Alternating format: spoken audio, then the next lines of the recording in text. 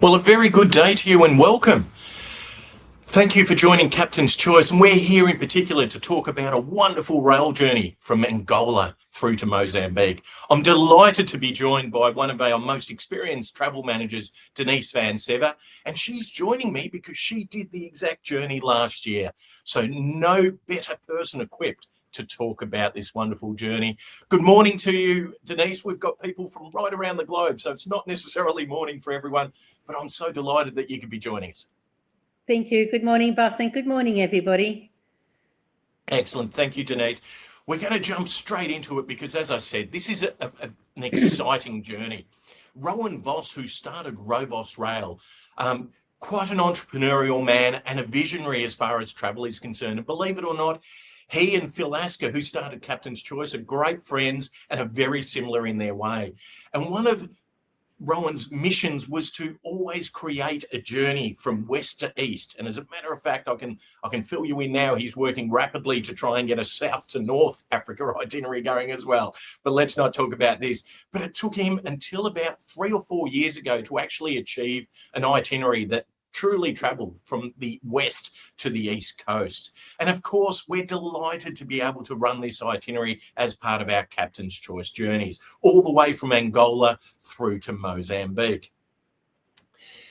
The journey, as you can see there, departing 20 July. Now, the reason we're going through this is we've got a few cabins left on this wonderful itinerary, and we thought no better way to explain that journey than to talk about last year's journey and some of those great experiences that Denise had to really highlight what this journey entails.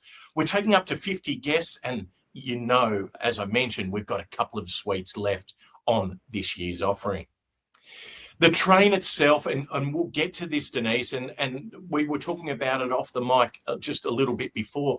It is such a quintessential part of this journey.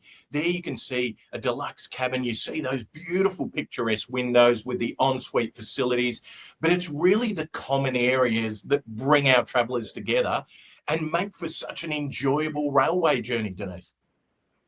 Yes, actually, thinking about it as well, Boss, I had the opportunity a few years ago to go to Pretoria, to go into the yards and see how these carriages were actually made up. And it's just amazing because it's literally all done by hand when they restore it. So it's beautiful timber they used, each little cupboard, everything is just done by hand and beautifully restored, which I think is quite an amazing feat, which you don't see on some of the other train journeys.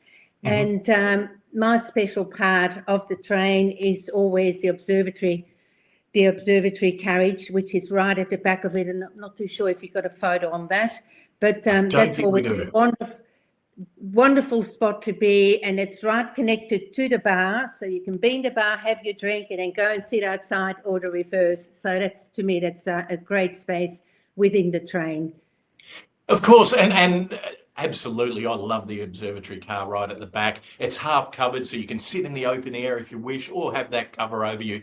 But I think also, we were talking about it before, Denise, the meals are just, again, they're just exquisite. And of course, it's not rushed because they strategically move the train from one location to the next, usually over that lunchtime period or usually over the dinner period, so that you can really enjoy that beautiful, beautiful cuisine that they provide. Yes, very much so. Even lunches are 3-course meals, and you may think, oh gosh, that's a lot, but they're so beautifully presented.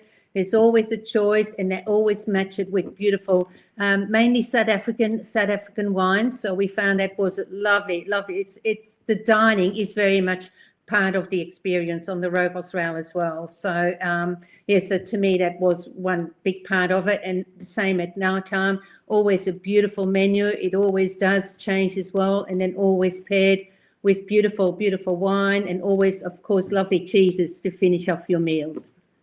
Excellent. Thank you, Denise. And it's probably also worth mentioning that those that have travelled with Rovos before, you may know that they have a reasonably strict dress standard.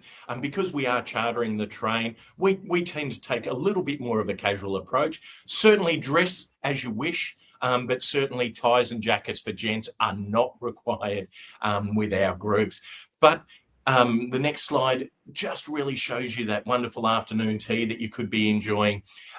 Folks, I did want to bring this up, and I know that there are some people that are joining us for the very first time. I'll get to the inclusions in just a minute. There is obviously some concern around travelling via the Middle East.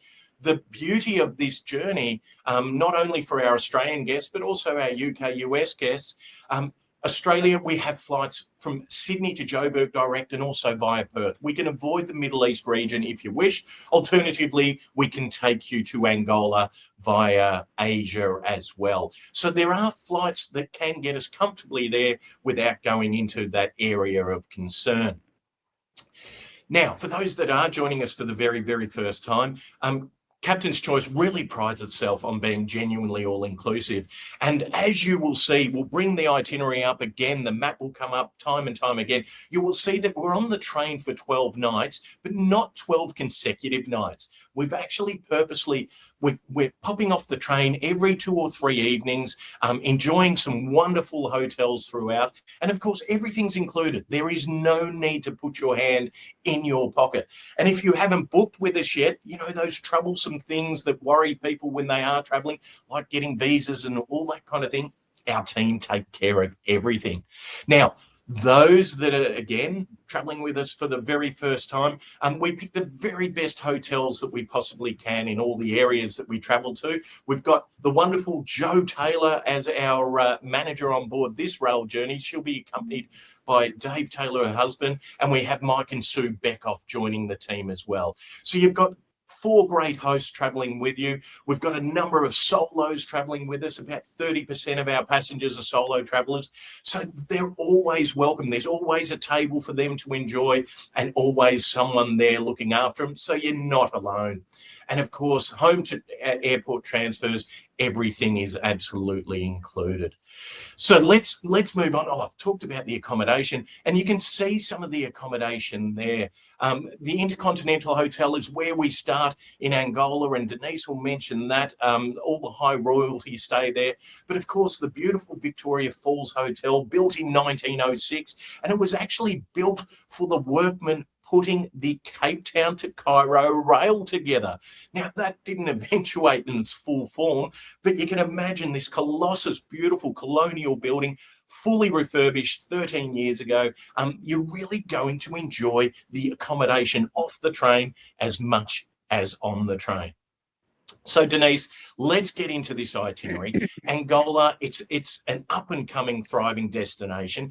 It hasn't had the joys of mass tourism in the past, but now they're focusing on really bringing the tourism in. And I'm delighted that you've supplied us with some photos as well. So we're using your personal photos as part of this presentation. Take us through your time in Angola last year.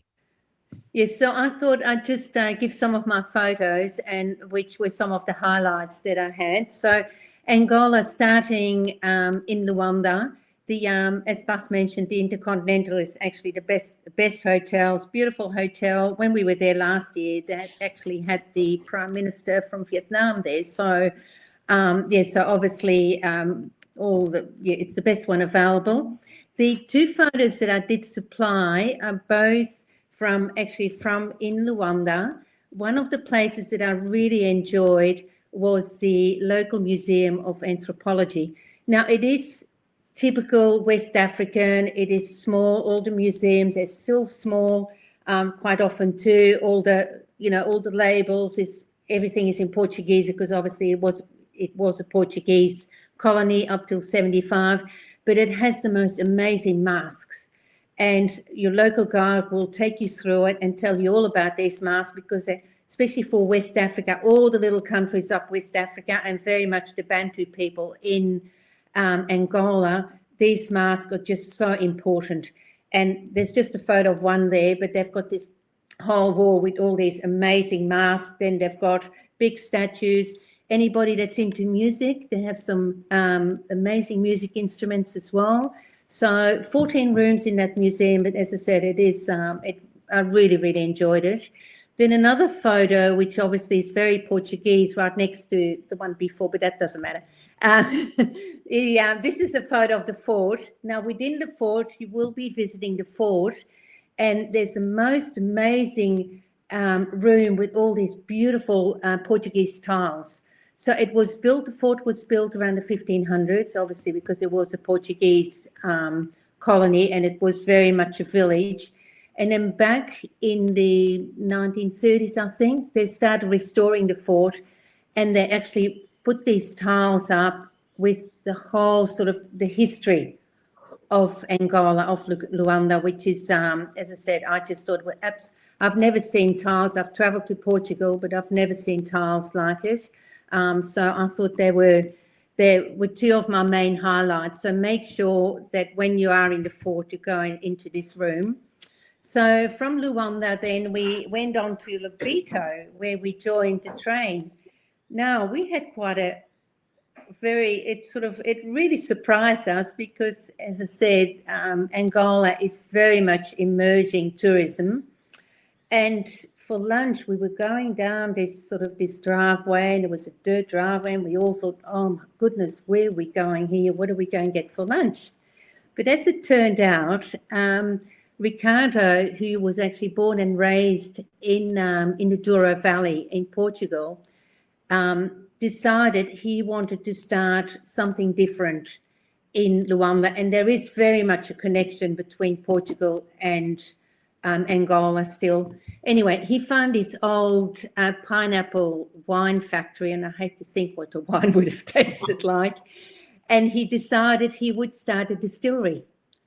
So he set up this amazing distillery, distilling rum, gin, and also cognac. So I actually took a little bottle of gin home, and it's not bad, and it was $7. So it's quite a fun thing to do when you get back home. You say to your friend, "Oh, do you want an Angolan gin?" But no, that was a very special place before we went onto the train. And, excellent, and these are wonderful shots, and I'm sure these are very common shots that you'd find not only through Angola but travelling on the train right throughout the southern part of Africa. Yes, very much so. And that's why I sort of mentioned about the observatory car, because going through it was absolutely stunning, especially the Angolan plateau, and you have all the boab trees, and as you can see, there's still the very small villages with the little huts. And then when the train stops, you have all these people that congregate and come and wave and say hello. And you could also see a typical thing is, to have these things that they wear on their head, anything they carry on their head. Even going back to Luanda, you'll see if people don't have a job, what they do is they get, sort of one of these bowls, fill it up with bottles of water or with bananas or any fruit, and that's how they try and sell their fruit. And I've actually been told that the children, when they're little, they get a scarf and they make it into like a little ball and put it on their head. And from when they're 4 or 5 years old, they start practicing carrying things on their head so that they have these really strong neck muscles. And I mean, I'm amazed how they could just carry all these really heavy weights just on their head. So even just that is really, wonderful to see. A great sense of balance.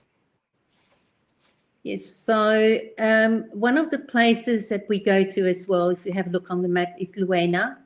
And in Luena, another thing that I found quite amazing were two things. Number one, wherever we stopped or we went, the press would be there. Mm-hmm. And I had so many, if you like to have an interview, this is your chance. So they'd have the local radio station, the local paper, because it is so special for them to have their tourism there. So you'll find, everybody is a star in Angola.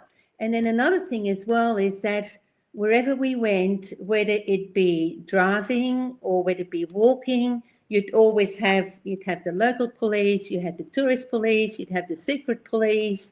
And the reason being is because they really want to make sure that their tourists are being looked after and that we have a great impression of Angola. So in Luena, you actually do a walking tour, and it's quite funny because there's big streets in Luena, and they block off all the streets, and we basically just walk in the middle of the road, and that's our walking tour.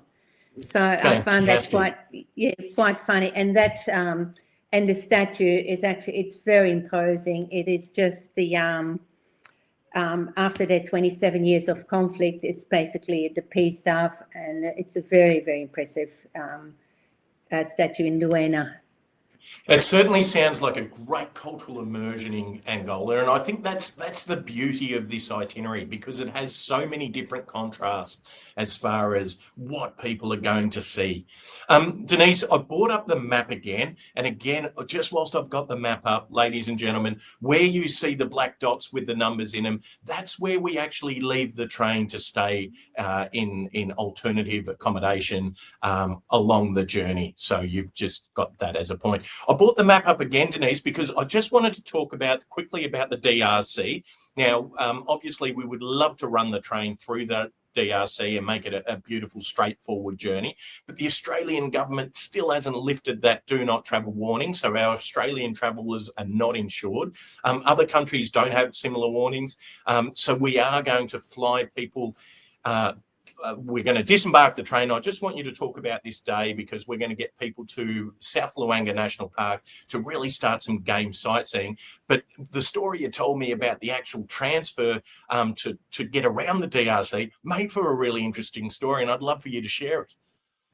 Okay, so the closest part to the DRC, as you can see on the map, is Laos. And you're probably also wondering why we have to go via Ongiva to get up to Ndola. So right throughout, the Chinese have actually built a lot of small airports right throughout Angola, but they're just not being used. So the only time it will be used is the Prime Minister decides to go somewhere to visit.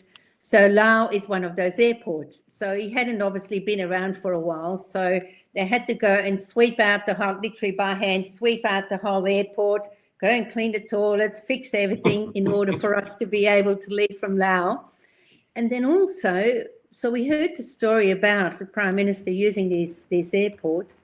So we had a look, and when you do go to Laos, just make sure to have a look on the side. There's the most beautiful lounge, which is, of course, all locked up, but it is for the Prime Minister. So, and that's apparently right throughout Angola. Beautiful airports not being used, but with lovely lounges for the Prime Minister. Welcome to Angola. Yeah, so anyway, wow. Yeah, so they managed to get it all cleaned up for us. And so we left from Laos down to Ongiva. So Ongiva is actually the only spot, because we have to clear customs, obviously, border force. So that's the only way you can clear border force. So when you get to Ongiva, you basically all get out. There's just one guy. He said to me, "Oh, I'll just take all the passports." I said, "Well, I'll come with you and give you a hand." And we basically just stamped all the passports and then just went into Ndola. So that was all quite easy, and it's actually quite a lovely flight as well. So that went really well. And then in Ndola, we just had the one, you just have the one night stay before the next morning you go off to South Luangwa National Park, which to me, and I've done a lot of national parks in Africa, but this one was amazing, because the thing also, it's known for its leopards. It has a great, it's got all the big five and, the giraffes and the elephants, and all the normal, the normal wildlife. But the leopards are just absolutely amazing. And we were so lucky, because this leopard just had an impala that he killed, and he'd taken it up into the tree. And we just watched him, so, and we just sat there for such a long time. And that's the thing too, our driver guides were just amazing. They just, there was no way it said, "Oh, we've got to get back." We just sat there and just observed these leopards for a long time. Beautiful scenery as well. Once again, they had boab trees, a lot of wild dogs as well, which you don't get in a lot of other national parks. So they do have and a lot of birds, a lot of the weaver birds as well. So this is just a view of, so it's quite dry area. And but as I said, we did some very special wildlife sightings. And I think that's the beauty of the South Luangwa National Park. Of course, we are travelling with a group of approximately 50 guests, but we do split up into the small camps there. And of course, we don't overcrowd our game vehicles, no more than 3 or 4 people per vehicle. And of course, working together to really see those great sights. So again, I talk about contrast. What a wonderful contrast to Angola, to go out there to the national park. And then we start making our way down to Victoria Falls. And of course, 2 or 3 nights on the train, travel through Lusaka. We stop at the Elephant Sanctuary. We won't go into that too much. We don't want to give too much away. We want people to really enjoy some of the wonderful things we have lined up for them. But of course, any journey around the Victoria Falls area deserves a stop. And as I said, staying at the beautiful Victoria Falls Hotel.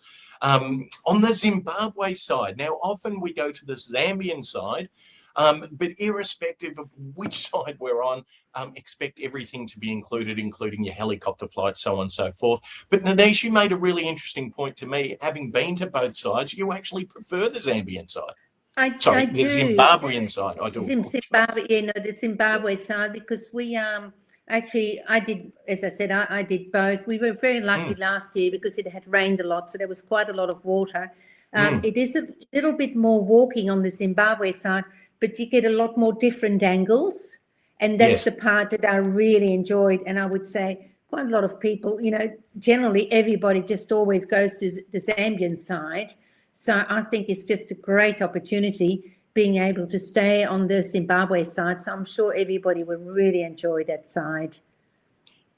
Yes, and of course the magnificent views, and as I said, helicopter flights, everything's included. If you don't get me wrong, if you prefer not to travel in a helicopter, we won't force you to do that. But of course, you're going to see the wonderful beauty of Victoria Falls from the air as well. Again, just like before, we hop back on our train. Now, I will mention, by all means, you can bring a little overnight bag if you wish, your very own overnight bag. But Rovos Rail actually have bags on board for us to use as well. So if you don't want to carry an overnight bag from where you're traveling from, there will be one made available for you. It's just much easier than taking the suitcases off the train and into these one-nighters or two-nighters. So the overnight bag, really important. And then we travel again for 3 or 4 days, and we travel down to Kapama Private Game Reserve, and we stay at the River Lodge there. And of course, this again, a magnificent photo of what you're likely to expect there. River running straight through it. You'll see up to 350 species of bird life, very famous for its bird life, but also the Big Five. And we stay at the River Lodge together. So expect that to be a great bit of excitement. Again, we're all staying together in this one location, in this beautiful private game reserve. But our game vehicles, again, 3 to 4 people max, and you'll really enjoy the game viewing once again. A lot more dense as far as compared to South Luangwa. So there is that bit of difference there. And again, hopefully you'll see a whole lot of different wildlife that you may have experienced in South Luangwa. And of course, then once again, we hop back on our train and we make our way down to Mozambique. Now, I'm moving this along a bit, Denise, so please stop me if you've got a great thing to say, only because we were going to try and keep this presentation to 20 minutes. And of course, you and I, we always talk for so long. But Maputo, to me, and I was in Maputo just before COVID, a wonderful city, and it actually, I haven't been to Angola before, and that's why I really wanted you to come on. But Maputo sounds very, very much like Angola. It is a country or a city that has come a long way since the troubles of the 80s and 90s. It has its most beautiful railway station. That's a picture of it there. I don't think the picture does it any justice whatsoever. It's got Eiffel's design technique as part of it. So the people that worked on the Eiffel Tower actually worked on this railway station as well. You'll find it is one of the most beautiful railway stations you'll encounter. We stay at the Polana Serena Hotel, which is on beachside, on the big waterfront boulevard, overlooking Mozambique Bay and the Indian Ocean. So a beautiful place to stay. You have the modern part of the city, but you also discover the historical part of the city. Beautiful botanical gardens. You'll have an opportunity to go to the markets. I particularly love the fish market. I love seeing fish from all over the world, and this was just a kaleidoscope of fish that I'd never seen before. So please, if you do get the opportunity, there is so much to see in that final day in Maputo as well. Finishing up with a grand farewell dinner, which I won't go into because we've got some surprises there for our guests. But all up, this is a magnificent journey travelling from west to east aboard the very, very comfortable Rovos rail train, staying in some wonderful accommodation just to offset that rail journey. It is a journey that discovers so much of Africa. And look, to finish up, Denise, you've travelled in Africa so many times before. Where would you rate your journey from last year? Oh, I think it was brilliant. I would say one of the top ones being able to go from one side, west side to the east side. So, and I think that's the beauty. And there's not a lot of journeys that you can actually go overland, sit back in the comfort of this beautiful train and enjoy the view. I mean, what more could you want? And I think that's the big thing too. You don't, generally you could just sit back and just take it all in. Great. And that's exactly right, Denise. Often we're guilty of missing that internal beauty because we're often so busy running private jets from one destination to another, and you don't get to see what's in between. And that's the beauty of this journey. Of course, we do take that small charter to cover the DRC, but then it is just about enjoying that wonderful, wonderful scenery that Africa has to offer. If we have any questions, we did have a question, who's operating the internal charter within Africa. We'll get back to that person directly because just off the top of my head, I'm not sure. Denise, do you remember who operated that internal charter last year? And it may have changed. So let us get back to that person via our product team. But I will finish up by saying that we have a few cabins left. As I said, this journey is magnificent. We're not repeating it next year. So if this is of interest to you, please don't wait too long. We've only got a few cabins left. We'd love to have you on board. And of course, those that are joining us today who have already booked, you've got so much to look forward to. We thank you, Denise. I thank you for your time this morning. It was great just learning some more about this journey. I really appreciate your time. And of course, I appreciate everyone who joined us. I thank you and look forward to seeing you on a Captain's Choice journey soon. Thank you. Thank you. Happy travels.